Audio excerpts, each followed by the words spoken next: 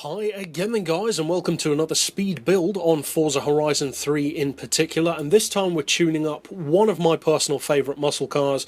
I know, a muscle car that a lot of you guys love as well, one of probably the most timeless muscle cars ever made. Hugely popular, very well known from numerous movies, including of course Dukes of Hazzard. Was that a movie or was that a series? Who knows, who cares, probably both. Now this particular car is a vehicle which has a certain look to it.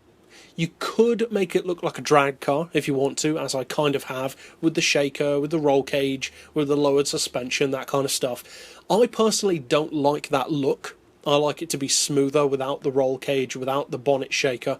I like that just simple, almost stock visual to it, but with the upgraded performance. And I also like my muscle cars to have quite a high ride height. So it depends what you want. This version is on the storefront, but if you want to copy this tutorial for yourself, then of course you could just remove parts here or there as required. Now as far as engine swaps, I would recommend, as you can see, that 1500 horsepower Lambo engine. Kind of sacrilegious, but that's what it takes to get the best performance. I would also recommend all-wheel drive, which some people might not like, but that's for traction of course. Twin turbo, aspiration. Pretty obvious there. As far as the visuals, I already covered the fact that of course it's down to you. You don't need to have the shaker, you don't need to change the rims or have wings, etc. It's all down to you. Upgrade the power, lower the weight, increase the grip, all that kind of obvious stuff. And as you can see, I mentioned earlier, we do have a roll cage, and I would recommend it on this car if you're looking purely for performance, that is. If you're looking for the visuals and you have similar taste to me, then you might not want the roll cage. Personally, I don't like the look that the roll cage has. I don't dislike it on a track car, but for a muscle car I prefer it without it. But if you're looking purely for peak acceleration, then I would recommend it. Now as you can see from the benchmark, it's pretty strong. 2.2 to 100, 4.9, or 2.2 to 60 I should say. That would be pretty impressive if it was to 100, 4.9 to 100, and a top speed of 265. So pretty quick for something with the aerodynamics of a brick. That's pretty impressive.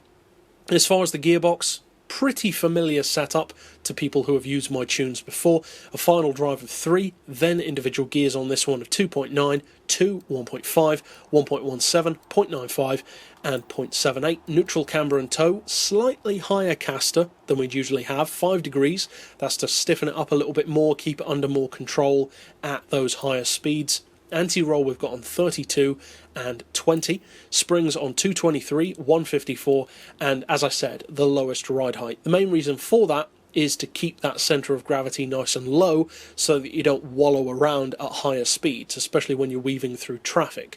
I personally love having high ride heights on my muscle cars. I like to have them jacked up, but it's down to you. Dampers we've got on 15, 12, 7 and 5. You could stiffen those up a little bit more even if you want to, but sometimes having that little bit of give off the line will give you better launch so that you can uptake power without bottoming out on the suspension.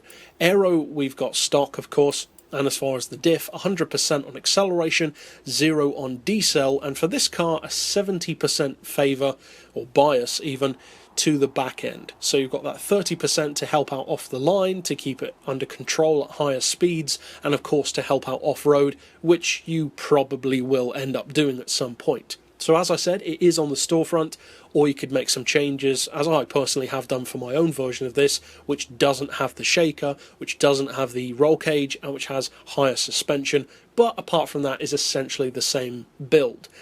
So, all that remains of course is to, as we always do, take it out on the street to see what it can do. Now, although the benchmark does give this car a pretty strong top-end speed of 265, the reality is that unlike some other muscle cars, like the Plymouth Cuda, notably, and a couple of others also, it doesn't actually hit that speed quite as easily as some others. Stuff like the Plymouth Cuda, as I mentioned, that car absolutely rockets up to its top speed.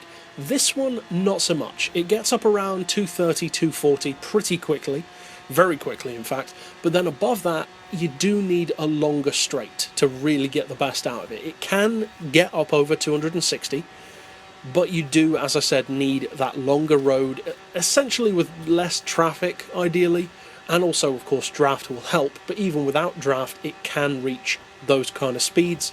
You just need to go into it knowing that you need more of an opportunity to get to that speed. It won't just get up to there easily. But either way, it's a car which is going to be popular regardless of how good it is, because it's just a Dodge Charger, and everyone loves the Dodge Charger. So if you do decide to use this build, obviously I hope you find it fun, and as I mentioned, you can find it on the storefront by using the keywords down below in the video description. But for now, as always, thanks for watching.